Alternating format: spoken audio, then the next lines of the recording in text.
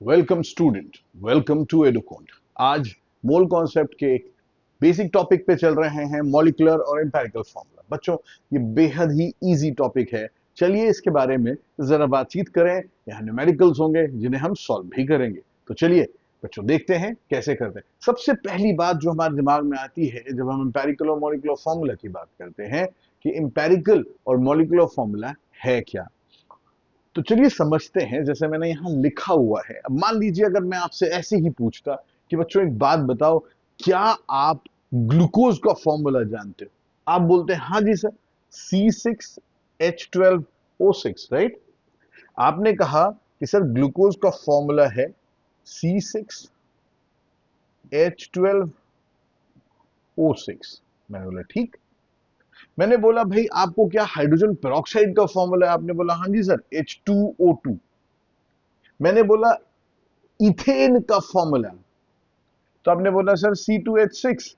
Ethene का formula C2H4, carbon dioxide का formula CO2, water का फॉर्मूला H2O। लेकिन अगर मैं इन्हीं फॉर्मूले को सिंपलेस्ट होल नंबर रेशियो में लिखने को कहता तो आप क्या लिखते? आप H2O2 का लिखते HO, राइट, बिकॉज 2:2 है, two hydrogen atom and 2 oxygen atom, so it should be written as HO। C2H6 कैसे लिखे जाते? CH3, बिकॉज ऑब्वियसली 2 से आप डिवाइड करें, सिंपलेस्ट होल नंबर रेशियो मिलेगा। CH2 ग्लूकोज ही कैसे लिखता मैं? तो भाई मैं लिखता CH2O। अब देखो 6 से मल्टीप्लाई करो, ये मिल जाएगा। कहने का मतलब है कि ये क्या है और ये क्या है? This is the simplest whole number ratio of a compound. It means when what is empirical formula? Empirical formula is the formula of a compound where elements are represented in their simplest whole number ratio। और जो actual number में जब हम represent करते हैं, इसे हम कहते हैं मॉलिक्यूलर फॉर्मूला। ठीक है बच्चों, तो मॉलिक्यूलर फॉर्मूला में एक्चुअल नंबर जिसमें एलिमेंट मौजूद है उसे कहते हैं, और सिंपलेस्ट होल नंबर रेशियो में जब कोई मौजूद हो तो उसे कहते हैं आप empirical formula, right. Simplest whole number ratio formula. Definition लिखा हुआ है बच्चों, आप देख सकते हैं यहाँ पर, definitions are given to you, so you can easily get कि भाई ये डेफिनेशन है इनका जो हमने देखा। अब मन में सवाल है क्यों इंपेरिकल क्यों चाहिए? क्या करेंगे इंपेरिकल का? मॉलिक्यूलर फॉर्मूला ही तो पढ़ते हैं सर, CO2 H2O। इंपेरिकल क्या करें? बच्चों एक सिंपल से सवाल का जवाब देना। मान लीजिए अगर मैं आपसे एक सवाल पूछूं कि भाई मेरे पास जितने भी चॉकलेट्स हैं, आपके पास एग्जैक्टली डबल चॉकलेट्स हैं उसके। मैंने कहा what ever the number of chocolates I have, you have exactly double the number of chocolates. By just knowing this fact, will you be ever be able to tell me the exact number of chocolates? No, you cannot.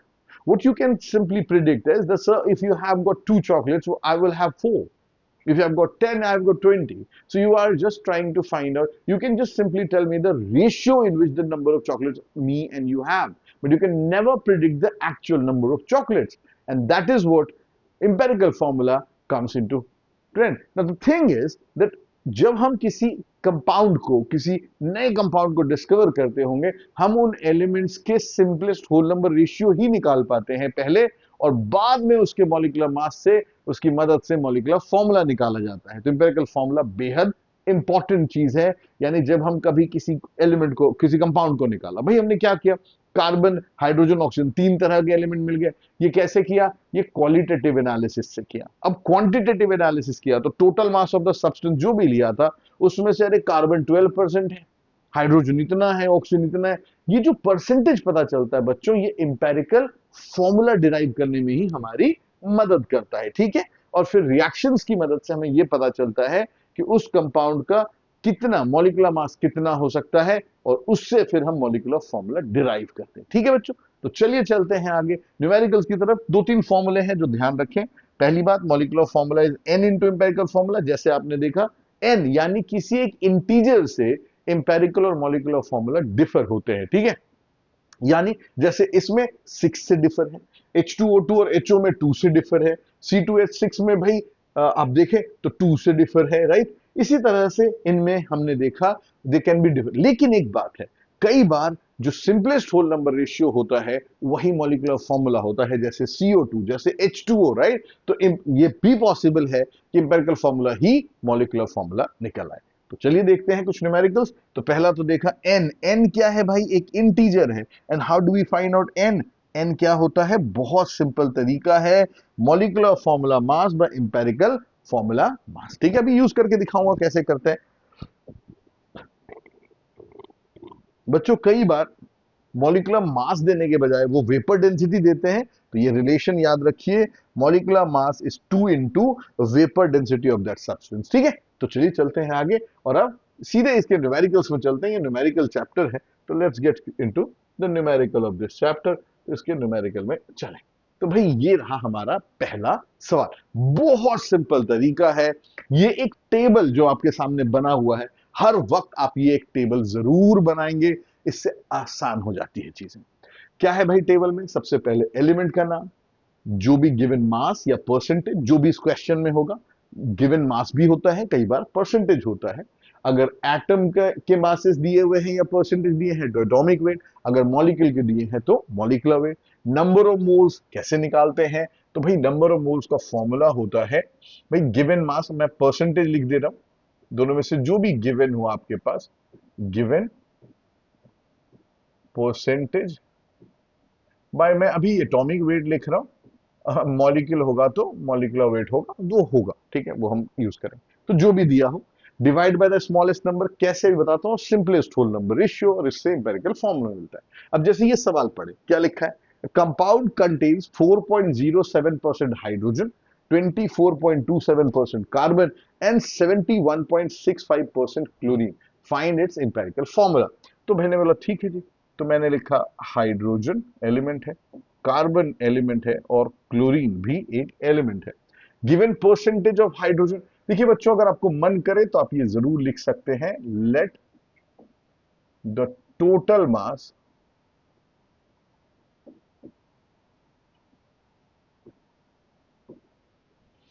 Of compound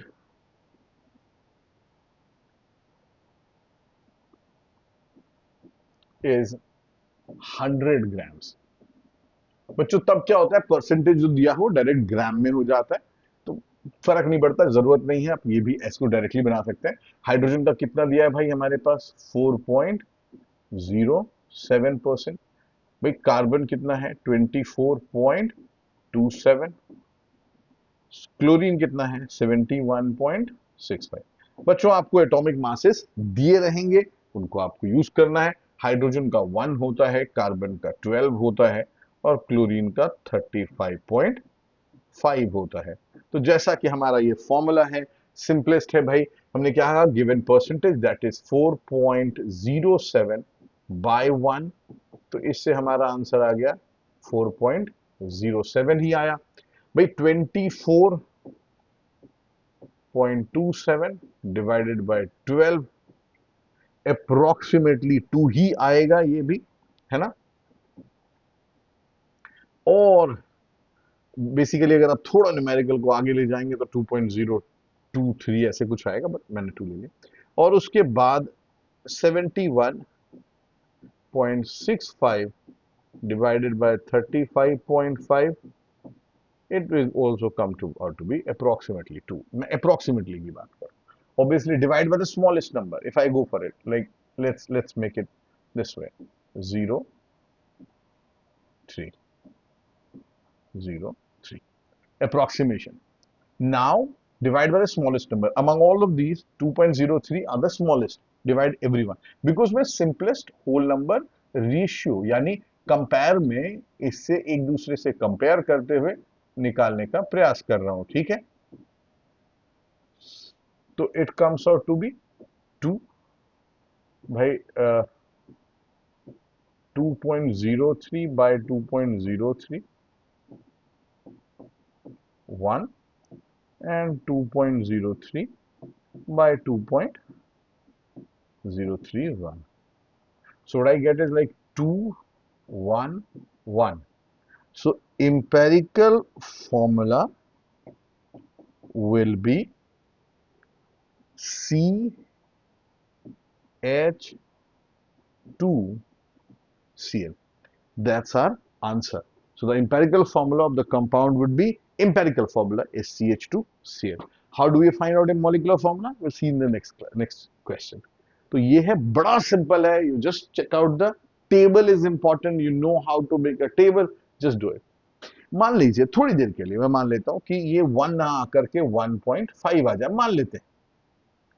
तब क्या करेंगे? ये 2 है, ये 1 है, 1.5.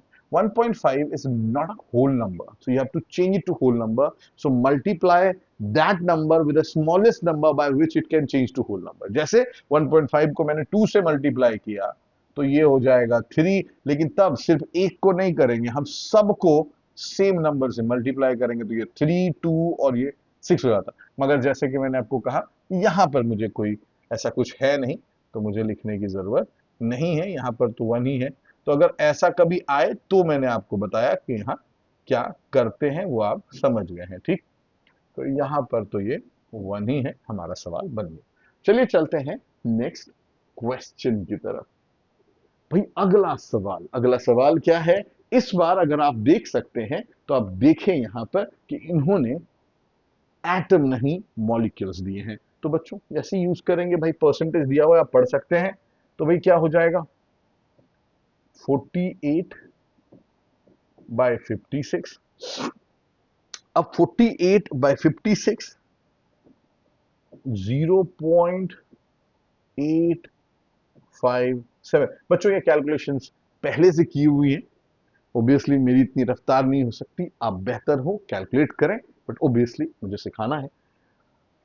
41.3 by 142, right. और इसकी value आ जाती है तकरीबन 0.291. इसी तरह से 10.7 by 111 और इसकी वैल्यू हो जाती है 0.096. बच्चों अब अगर आप ध्यान से देखें तो सबसे छोटा नंबर ये है. मैंने क्या कहा था? Divide the smallest number. तो ये क्या हो जाएगा भाई? 0.857 divided by 0.096. बच्चों अप्रोक्सीमेशन 8.9, आई टिक इट 9 आ जाता है. 0.291 by 0.096, राइट.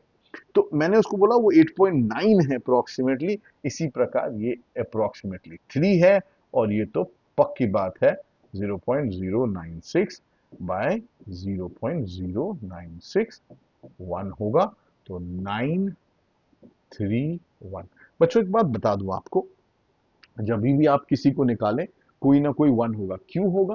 बिकॉज आप उसी 1 जिसका 1 आ रहा है, आप उसी के रेस्पेक्ट में नंबर ऑफ आप क्या निकाल रहे हैं?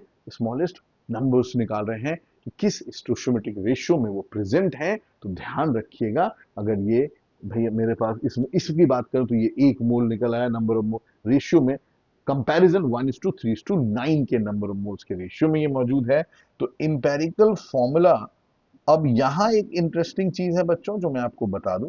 जैसे मैंने वहां लिखा था, तो जब एटम्स होते हैं तो एटम्स के बाद हम नंबर रिप्रेजेंट करते हैं, और अगर मॉलिक्यूल हो तो पहले.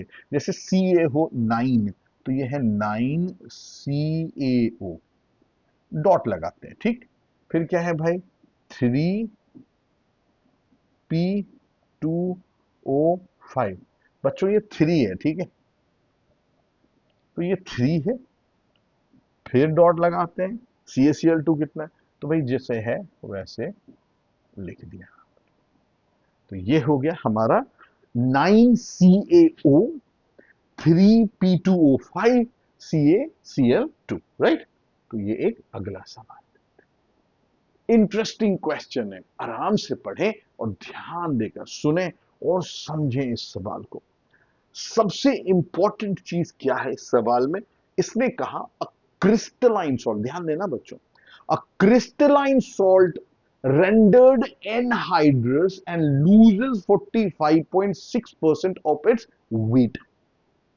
The percentage composition of anhydrous compound is बच्चों एनहाइड्रस कंपाउंड का एनहाइड्रस और क्रिस्टलाइन में फर्क ये होता है, आप भी ऑब्जर्व कर सकते हैं, बरसात के मौसम पे in rainy season you must have observed the salt doesn't come out of the sprinkler that easy. Why?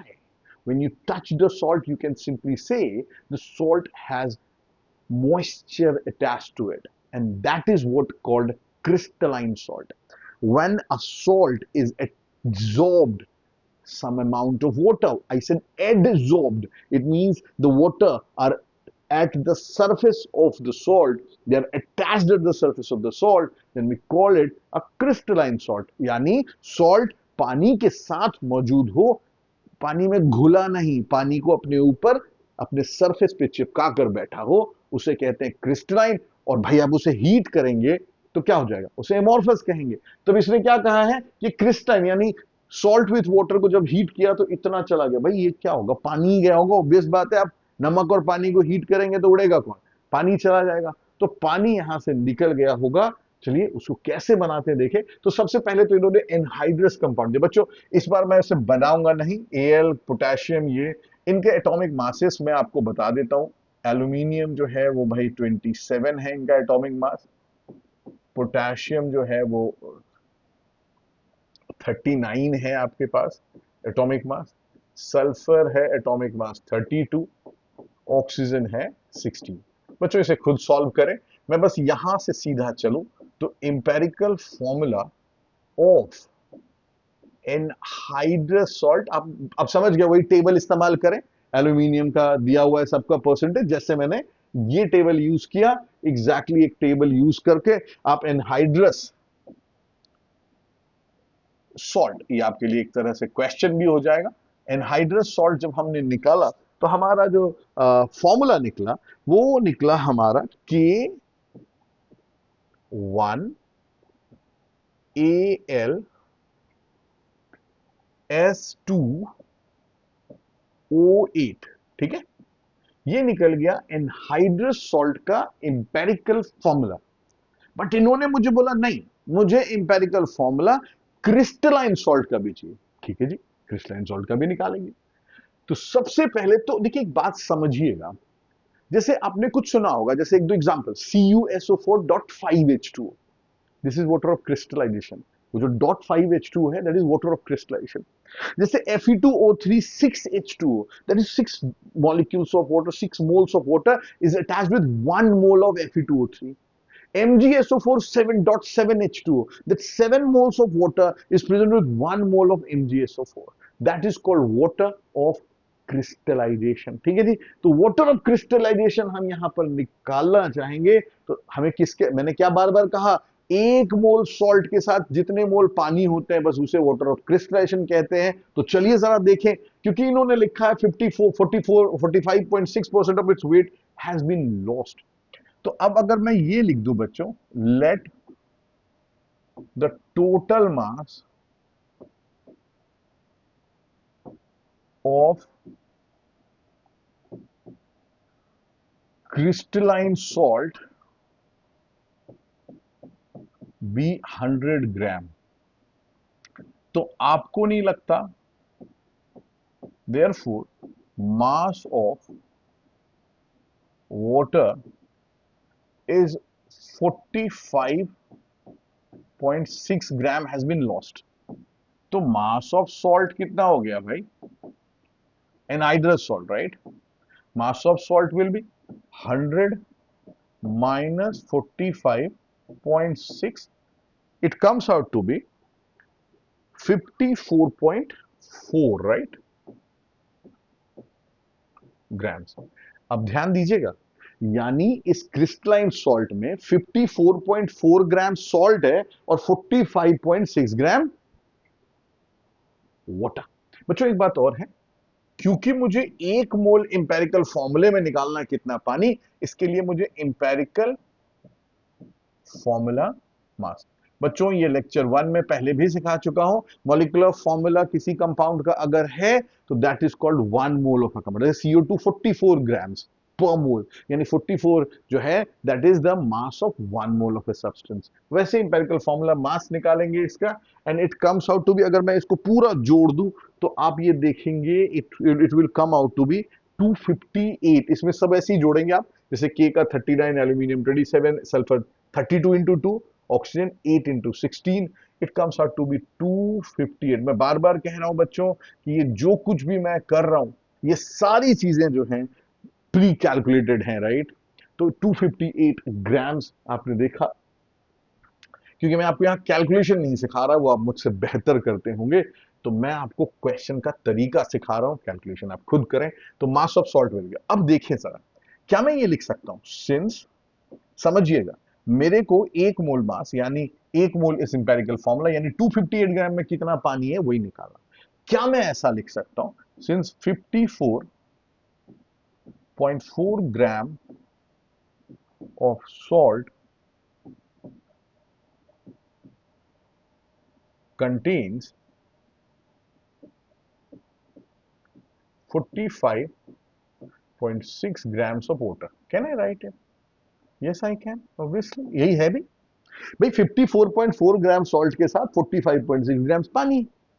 तो देयरफॉर भाई 258 ग्राम्स के साथ, सॉल्ट के साथ जितना पानी होगा वही वाटर ऑफ क्रिस्टलाइजेशन होगा मास में। तो 45.6 बाय 54.4 इंटू 258, राइट। जब आपने इसको कैलकुलेट किया it comes out to be 216 grams of water मिल गया बच्चों मुझे, कि ठीक है, मुझे पता चला इस इंपेरिकल फॉर्मूला मास के सब्सटेंस के साथ 216 ग्राम्स वाटर है। लेकिन मैंने क्या बोला था, MgSO4.7H2O, 1 मोल के साथ कितने मोल पानी है, तो मोल्स ऑफ वाटर, कितना मुश्किल है। देयरफॉर मोल्स ऑफ वाटर भाई 216 216 बाय 18, भाई इसे कर लें और इससे जो कैलकुलेशन से हमारे पास आएगा वो आएगा 12, राइट। तो भाई जब ये मिल गया तो empirical formula of crystalline salt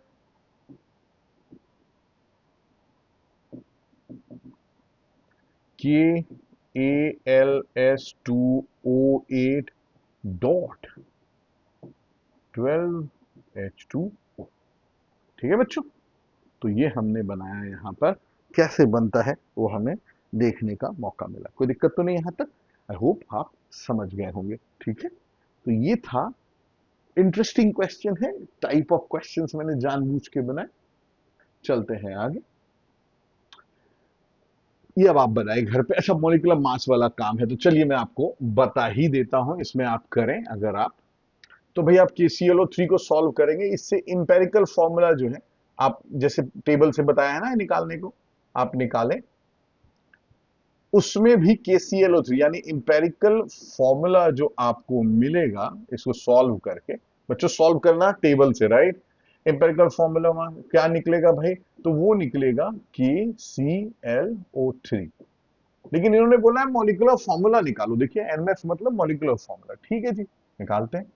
तो याद है मॉलिक्यूलर फॉर्मूला क्या होता था, N into empirical formula, right. N कहां से निकाले, तो चलिए N कैसे निकालते थे, तो भाई N का फॉर्मूला, तो देखिए इंपेरिकल फॉर्मूला मास निकालेंगे बच्चों, और इसमें जोड़ेंगे पोटेशियम का जैसे 39 है, क्लोरीन का 35.5 है, प्लस ऑक्सीजन का 16 इंटू 3 है।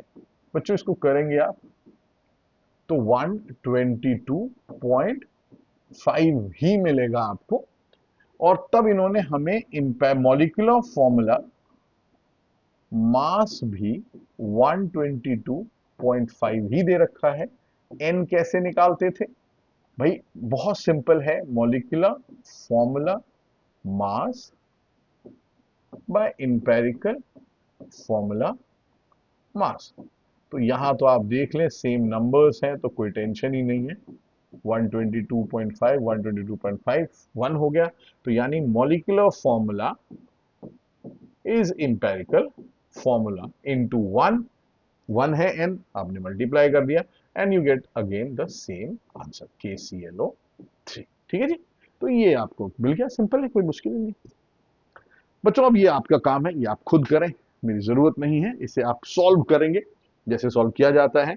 ऑब्वियसली अगर एलिमेंट देखेंगे 19.57, मैं आपको इसका आंसर बता देता हूं जैसे आप निकालते हैं। ठीक है, तो if you find it out, इसका आंसर मैं बता देता हूं, प्लीज घर पे करिएगा, कोई दिक्कत हो तो जरूर पूछिएगा मुझसे। इसका आंसर है K3FeC6N6। बच्चों इसे इस तरह लिखा जा सकता है, या फिर इसे कॉम्प्लेक्स कंपाउंड के फॉर्मेट में आप अगर आंसर्स देखेंगे अगर कहीं बुक में, तो ये ऐसे भी लिखा मिलेगा। अभी फर्क नहीं पड़ता आप कैसे लिख रहे हैं, आप ये लिखें वो लिखें। बच्चों फॉर्मूला बहुत सिंपल है, पोटेशियम वैसे जैसे करते हैं, element, percentage, atomic weight. Atomic weight iron का 56 होता है। ठीक है, एटॉमिक वेट अगर मैं आयरन की बात कर रहा हूं तो इट्स 56। ठीक, nitrogen 14, potassium 39, carbon 12। You get your own thing, right? अपने आप निकालें, आंसर आपको अपने आप ही मिल जाएगा। इसमें भी empirical formula, molecular formula I hope exactly same आने वाला है, तो वो आप देख लीजिएगा। अच्छा, इसका फॉर्मूला K4 है जहां तक मुझे ध्यान आया, ये K4 है, K3 नहीं है बच्चों, सॉल्व करिएगा पता चल जाएगा। It's K4FeCN6। ठीक है, तो ये हमारा क्वेश्चन है। चलिए चलते हैं आगे। बहुत इंटरेस्टिंग क्वेश्चन है ये, चलिए देखें जरा ये इंटरेस्टिंग क्वेश्चन क्या कह रहा है। ध्यान दीजिए, बहुत ही प्यारा सवाल है, बहुत ही प्यारा सवाल। Butyric acid contains carbon, hydrogen, oxygen only. एक कंपाउंड है जिसमें कार्बन है, हाइड्रोजन है, ऑक्सीजन है। भाई हमने एक उस कंपाउंड का 4.24 मिलीग्राम का सैंपल लिया, उसे पूरी तरह से बर्न किया, बर्न करने पर इतना कार्बन डाइऑक्साइड, इतना वाटर मिला। भाई molecular mass of butyric acid 88 है, molecular formula of the compound क्या होगा, चलिए निकालें। इसके लिए थोड़ी सी मेहनत, क्योंकि इन्होंने परसेंटेज नहीं दिया, हम percentage of carbon, hydrogen, oxygen निकालेंगे, फिर इंपेरिकल फॉर्मूला और फिर मॉलिक्यूलर फॉर्मूला। तो चलिए जरा देखें, मैं इसको 3 हिस्सों में डिवाइड कर देता हूं भाई, कि हमें सबसे पहले परसेंटेज निकालना है, इंपेरिकल फॉर्मूला, फिर मॉलिक्यूलर फॉर्मूला। तो चलिए देखें, क्या मैं यहां लिख सकता हूं, कितना लिखा है CO2, 8.45 milligram of carbon dioxide. क्या आपको पता है कि सिंस, क्योंकि मुझे कार्बन का अमाउंट निकालना है, मैंने लिखा 44 gram of CO2 contains 12 gram carbon. Can I right it? तो मैं कोशिश क्या कर रहा हूं, मैं कोशिश कर रहा हूं कि 8.45 मिलीग्राम में कितना कार्बन होगा वो निकाल लो। तो भाई क्योंकि मास ऑफ कार्बन निकालना जरूरी है, तो मैंने किया 44 ग्राम में, अगर 12 ग्राम है, आप जानते हैं कार्बन डाइऑक्साइड का मास कितना होता है, 44U या 44 ग्राम, उसमें 12 ग्राम कार्बन है। तो क्या मैं लिख सकता हूं, therefore 8.45 milligram of CO2 will contain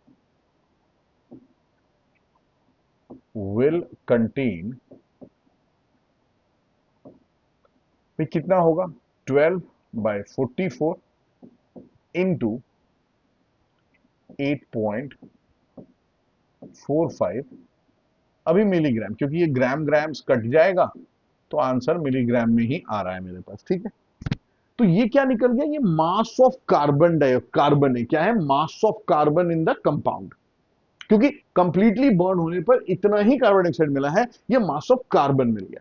लेकिन बच्चों कितने ग्राम को जलने से मिला है, 4.24 मिलीग्राम के कंप्लीटली बर्न होने से मिला है, यानी टोटल मास, ये क्या हो गया, मास ऑफ कार्बन। भाई परसेंटेज निकालना तो क्या करें, mass of one element by total mass into 100, यही करते हो ना, तो टोटल मास कितना है 4.24। तो क्या मैं डायरेक्टली लिख सकता हूं यहां पर परसेंटेज ऑफ कार्बन क्या होगा भाई, 12/44 इंटू 8.45 बाय 4.24, परसेंटेज है तो 100 से मल्टीप्लाई करो, ठीक है जी। और जब आप 100 से इसको मल्टीप्लाई करते हैं तो कार्बन का परसेंटेज आता है 54.36। ठीक है जी। ये क्या निकला? परसेंटेज ऑफ कार्बन निकला है। ठीक है। अब क्या निकालना है? Percentage of hydrogen. तो भाई वैसे ही वाटर से है, तो परसेंटेज ऑफ हाइड्रोजन क्या लिख सकता हूं मैं? 18 gram of H2O contains 2 gram hydrogen. Therefore water कितना बना है? 3.46 milligram of water will produce 2 by 18 into 3.46 milligram. बच्चों इसमें 8.45 भी मिलीग्राम था, ये भी मिलीग्राम था, तो मिलीग्राम मिलीग्राम से कट जाता है। तो परसेंटेज ऑफ हाइड्रोजन अगर मैं निकाल रहा होता, 2/18 3.46, फिर वही mass of hydrogen by total mass. Total mass is 4.24 into 100। तो बस से बच्चों इससे आ जाता है 9.06। राइट। तो ये क्या मिल गया मेरे को? हाइड्रोजन। तो चलिए भाई, ऑक्सीजन क्या हो जाएगा अगर मैं परसेंटेज ऑफ ऑक्सीजन निकाल रहा होता? यहां पे लिख लेते हैं बच्चों। अब ऑक्सीजन को निकालने के लिए कोई मेहनत नहीं है, आप 100 माइनस इन दोनों के सम को कर दें, यानी 54.36 प्लस 9.06। तो भाई परसेंटेज ऑफ ऑक्सीजन निकल आएगा मेरा। परसेंटेज ऑफ ऑक्सीजन निकल गया 30.59, राइट, अप्रोक्सीमेटली दैट। ठीक है जी। तो ये क्या निकल गया मेरे पास? अब आपको पता है, मेरे को कार्बन मालूम, हाइड्रोजन मालूम, ऑक्सीजन मालूम। कार्बन का बच्चों मैं टेबल को पूरा एक्सप्लेन नहीं कर रहा, आप जानते हैं एलिमेंट है। परसेंटेज कितना है भाई? परसेंटेज निकल गया 54.36, हाइड्रोजन है 9.06 और ऑक्सीजन है मेरे पास 30.59। भाई आप इसको एटॉमिक मास से डिवाइड करेंगे, मैं डायरेक्टली यहां लिख दे रहा हूं बच्चों, अब इतना स्पेस नहीं है इसलिए मैं कर रहा हूं। आप पूरा टेबल प्रॉपर बनाएंगे and you get things right. तो कार्बन का जो परसेंटेज मुझे मिल रहा है वो है 4.5, approximately 12 4 9.06 and it comes out to be 2.25। और आप समझ गए हैं यहां पर, तो भाई 4.5 बाय 2.25 ये हो गया 2, 9.06 बाय 2.25 ये हो जाएगा 4, 2.25 है राइट, 9.06 एंड 2.25 बाय 2.25 इज 1। तो बच्चों इससे हमें इंपेरिकल फॉर्मूला मिल गया। क्या मिल गया? C2H4O। और इससे हमें इंपेरिकल फॉर्मूला मास भी मिलेगा राइट। और वो हो जाएगा, आप जोड़ें तो 12, 12 इंटू 2 24 प्लस 4 प्लस 16 राइट। तो भाई कितना हो गया? 28 प्लस 16 44। अभी क्या था? मॉलिक्यूलर मास दे रखा है मुझे, इंपेरिकल फॉर्मूला तो C4H2O मिल गया था, मुझे मॉलिक्यूलर फॉर्मूला निकालना है। आप जानते हैं N निकालना पड़ेगा। N कैसे निकलता है बच्चों? Molecular formula mass by empirical formula mass right. तो भाई ये तो बड़ा सिंपल है, निकल आया। मॉलिक्यूलर फॉर्मूला मास 88 दिया है, इंपेरिकल फॉर्मूला मास 44 2। तो भाई molecular formula of the compound would be 2 into empirical formula. भाई एम्पेरिकल फॉर्मूला आपका क्या था, C2H4O, 2 से मल्टीप्लाई करा तो C कितने हो गए 4, H कितना हो गया 8 और ऑक्सीजन कितना हो गया 2। तो this is your molecular formula of the compound. बच्चों empirical molecular formula, simply easy questions. I hope you understand the lecture. बच्चों इसके बाद बचा है स्टोशियोमेट्री, जो कि नेक्स्ट लेक्चर में मैं कवर करूंगा। वो थोड़ा बड़ा लेक्चर होगा क्योंकि वहां हम 3 अलग अलग तरह के रिलेशंस पढ़ते हैं, mass mass, mass volume and volume volume. बच्चों हमारा एक बड़ा सिंपल तरीका है, मैं जो अभी पढ़ा रहा हूं ये नॉर्मल लेक्चर्स हैं जो क्लास 11th के ICSC board, ISC board, CBSE board या जहां पर भी आप मोड्स पढ़ते हैं, ये बेसिक कॉन्सेप्ट है। बच्चों आखिरी लेक्चर, जैसे इसके बाद स्टोशियोमेट्री है, मगर हमेशा हर चैप्टर का आखिरी lecture PYQs of JEE and NEET के क्वेश्चंस होंगे। सो प्लीज आपको ये लेक्चर अच्छा लगा हो, आई होप आपको अच्छा लगा हो, तो प्लीज इसे लाइक कीजिए, सब्सक्राइब कीजिए और शेयर कीजिए। कोई भी सवाल हो आप एडुकॉन पे हमें कांटेक्ट कर सकते हैं, हमसे सवाल पूछ सकते हैं। That's all for the day. आज के लिए बस इतना ही। Thank you.